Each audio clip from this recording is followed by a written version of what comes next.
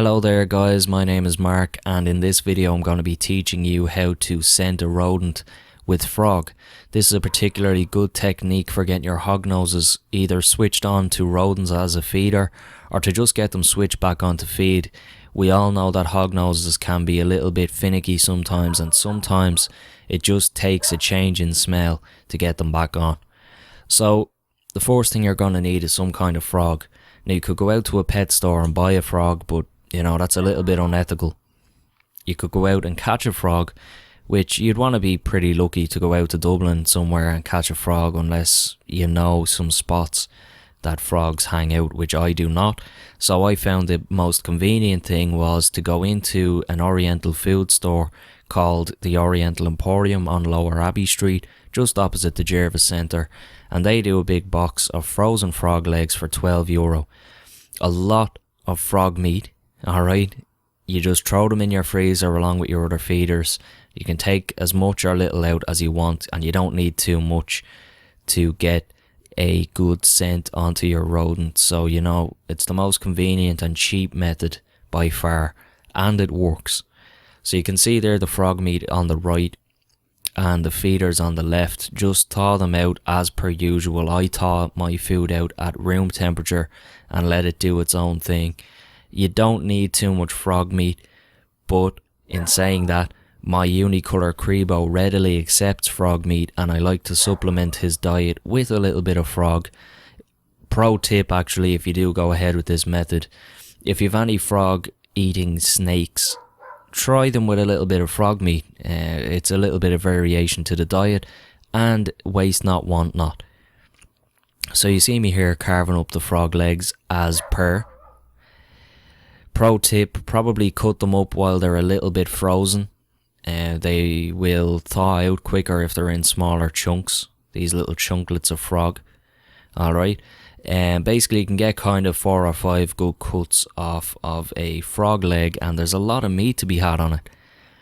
On a side note, it looks a lot like chicken meat, it handles a lot like chicken meat, and supposedly it actually tastes like chicken.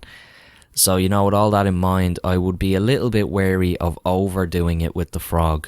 I wouldn't overdo it with frog meat purely because I would be nervous of salmonellosis, or whatever way you pronounce it. Basically, you can overload your animals with salmonella and you're looking at possible illness as a result. Keep your eyes on your snake's poop, and if it looks a little bit questionable, obviously cut out the frog, but I've had no issues as of yet. So this is the most important step here, guys. Wash your rodent very well. You want essentially a clean slate for scenting. You don't want any remnant of rodent smell on this feeder, so give it a good wash and give it a little dab off in a piece of tissue or kitchen roll or a towel or whatever way you want to dry it off. So now I'm just rubbing vigorously a little bit of frog meat all over this rodent, and I'm dipping it in the juice. I'm just getting it covered in frog.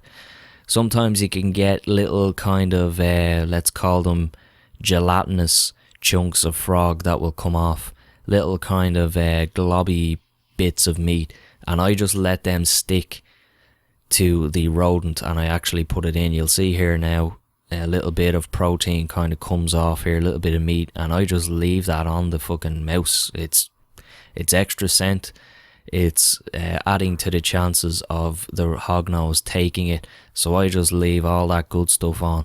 As I say, a little bit of frog meat won't do it any harm. Don't be nervous to actually get your hognose started feeding again with a little bit of frog meat. Even if it doesn't take scented, try the actual frog itself. A little bit of frog meat won't do any harm.